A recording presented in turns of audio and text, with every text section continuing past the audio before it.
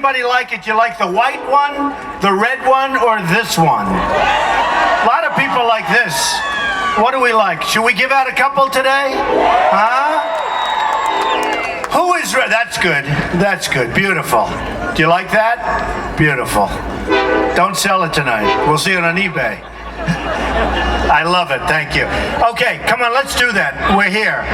Who's young, handsome, and beautiful? Then we'll take a little older. Who's big? Come on up. Come on up, darling. Come here. Come here. Okay, what's your name? Haley. Here you go, sweetheart. Okay. So the New York Times is doing a story tomorrow on the hat. They're saying it's the hottest thing in fashion, if you can believe this. And I'm the style section of the New York Times on the hat. So anyway, you know what we'll do? Who wants it back here? Who wants it? Good. Who wants it? Come on. Give me one. Good. Good. Okay, folks. So, what a nice train. Oh, beautiful. He's waving to me. Beautiful. That's called the USA right there, right? That's called the USA. Beautiful. Man, I love that stuff. I love that picture. So, we just came out with another poll. A poll in Iowa. We're way ahead. And that's great. Hi. And that's so great. And I've been here so many times. I'm going to the football game. Can you believe it? Right after this. In fact, they said, oh, this is only 10 minutes. Just say hello, Mr. Trump, for 10 minutes. But I said, what do you mean 10 minutes? Can't I give him the full version of the Trump speech? They said, no, 10, 15 minutes. So we'll just have a little fun. But I'm going actually from here to a couple of tailgating parties, and then I'm going over to the football game. Let me ask you, who's going to win the game today? A lot of spirit. No? No? It's going to be a great game. Which team is favored to win? Yeah, that's what I hear. Okay. Well, if you don't mind, I'm not going to pick one. Does that make sense? That makes sense. Everybody fully understands that. So our country is in trouble. We have a lot of things going, but the best thing we have is our people and our potential. And we're going to make this country so great again. We're going to make it strong. We're going to make it powerful. We're going to build up our tremendous armed forces. You know, they've been depleted very badly. I tell the story, 2,300 Humvees. Think of that, 2,000. And when I heard that number, I said, you know what, can't be possible. They mean 23, they mean 2, they mean 15. 2,300 armor-plated, the best in the world, the best they've ever made. Which, frankly, if we had them for our young men and women, they wouldn't have been injured so badly, so horribly. And one bullet gets shot up in the air, and they're all gone. They go to the enemy. So the enemy has them right now. Because we have stupid leadership. We have people that don't know what they're doing. And we just can't go on like this. So for the last year, I've been talking about 18 trillion in debt. So now it's 19 trillion in debt. And now it's going to start going up fast. Obamacare starts kicking in 16 because Obama didn't want it to kick in while he's president. And it is going to be a catastrophe. We are going to repeal Obamacare and replace it with something great, with something really good. We will do that too. And there's so many. Look at what's happening to your premiums. Look at what's happening. Look at what's happening to deductibles. They're going so high, unless you're dead, you're not going to be able to use them.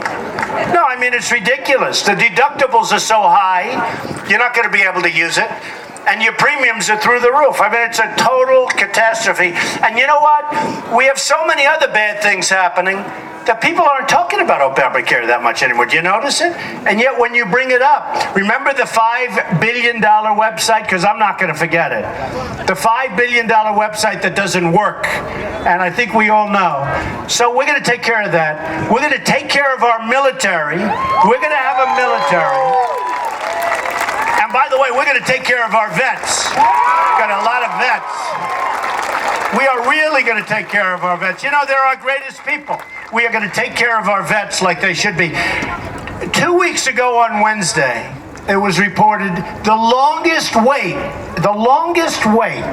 in the history of the Veterans Administration. People are waiting 3, 4, 5 days to see a doctor. And I tell the story, I read it in one of the papers where a man, pretty badly injured, waited 5 days. And after the final wait, the doctor said, "I'm sorry, I can't see you now, I'm going on vacation." I mean, think of it. If I go to a doctor, if I have to wait more than like 12 minutes, I'm going crazy. So we're a little spoiled. But I will tell you this, we're going to take care of our vets. We're going to build up our military so big and so strong that we won't ever have to use it, perhaps. And that would be great. We are going to build the wall. We're going to stop illegal immigration. We're going to stop it. And you know, that's something, I hear these politicians, I just can't stand them anymore. And somebody said, "You're a politician." I said, "Please." For 3 months I've been a politician. Do you believe it? All my life I've dealt with politicians. You know, if you can't make it with a politician, you might as well give up. I've spent my whole life. I help them, they'll do whatever. You know, the whole thing is, I hope we don't have too many politicians. We'll exclude the people that are in this audience. But I'm now a politician, which is crazy to me. It's crazy. I actually had something. I had jury duty. Do you believe it? All of a sudden they give me for jury duty. And it said occupation. And I guess I'm supposed to say politician, but I put down real estate. I can't do the politician. But politicians are all talk. They're no action. They go to Washington. They tell you they're going to do all these things, and they never get done. And then you have some people, you think, "Oh, these are my people. These are great. This guy or this woman is going to be fantastic." They go to Washington, and they change. They see the beautiful ceilings, the vaulted ceilings. They see the beautiful marble columns, and something happens. I say, they become impotent. Is that a correct word to use? They become impotent. Something happens to them. When they're back in Iowa, and when they're back in New Hampshire and South Carolina, we're winning in all of these states. We're winning everywhere. We just got to poll Georgia, Florida. How about in Florida? You have a governor from Florida, and you have a senator who's actually a sitting senator, and I'm leading in Florida by a lot. I mean, can you believe it? Because people, and I'm leading the pack, I will tell you, with the people are tired of incompetence. They're tired of people that don't get it done. And you look at our budget, it's massive. It's massive. Somebody like Jeb Bush is in favor of Common Core, meaning your children are educated from Washington, D.C. Who could want this? And you know, when you listen to these people, like the Common Core people, they can't explain it. There's no justification. If I'm in Iowa, and if I have my children in Iowa, I want local education. The local teachers and the local administrators will do a better job. Then you have people, so I came out, as you know, with my immigration plan, and I'll tell you what, it's been really well received, better than I thought. And I thought it was a little bit stringent, a little tough, and a lot of people think, "Oh, could you make it tougher?" It's true, but it is a pretty firm plan. If you're illegal, you got to go back. You got to go back. Now, if somebody's great and they've been here for a long time, I don't think we can, and I can't live with doing anything. We can move it, we can move the process. You have people that have been here a long time, but they got to go back. They got to. We got to build a wall, and we got to get rid of the bad ones. We got some real bad ones. You know, a lot of the gangs that you've been reading about in these different places, including like Chicago and a lot of the places, not to mention names, but a lot of the places, they're illegals, and they're tough dudes. They're tough. They're out of here. I'll tell you what, before I even get the wall started, they're gone the first day. One of the first things, they're gone. They're gone. So, we're going to take back our economy. Right now, if you look at what's going on, trains like this, they're going, and you know where the stuff is going? Goes to China. They don't pay us. We pay no tax. You know the whole thing with the tax. A friend of mine who's a great manufacturer, he sends stuff to China. He has to pay a fortune in tax. When they take his product, they don't even take his product. They don't want it. And yet they send it, and we're stupid. We take everything. No tax, no this, no that. I like free trade. But when you have free trade, you have to have smart people, smart negotiators. We don't have those people. We don't have those people. And believe me, if I'm elected, I know the smartest, I know the toughest, I know the meanest. Some are just horrible human beings. They are. They're horrible. You would not have dinner with them, I tell you. This gentleman here, who's a great vet, you wouldn't want anything. But you know what? I want them represented. Do you agree with that? Or would you rather have a very nice person like Carolyn Kennedy, right? She's representing us in Japan. She knows nothing. She admits she knows nothing. But we are going to have the toughest, the smartest. We're going to have people that are so good. We're going to have the greatest I know them all. I know the good ones. I know the bad ones. I know the overrated ones. I know the ones that will really do a good job and keep friendly, which I want. We'll have better relationships with China, Japan, Mexico. We'll have better relationships than we do right now. We don't have good relationships, and they all rip us off. So last year I was just curious, and last year I said, how much money do we lose with China? Meaning, what's our deficit? It's over $400 billion. Think of that. 400 billion. I said, what do we lose, just out of curiosity, what do we lose with Japan? I was surprised, not that bad, about 60 billion. Not that bad. Not bad. You know, we only lost $60 billion. How would we like to have? Iowa would like 60 billion. There'd be no taxes for the rest of your lives, right? So, and by the way, my tax plan is going to come out in about 3 or 4 weeks, and we're going to lower taxes, especially for the middle class. We are going to make sure that my friends in the hedge fund business who make a fortune and pay virtually no tax, they are going to start paying taxes. They're going to start paying taxes. I don't care. You know? I'm self-funding my campaign. I'm spending my own money.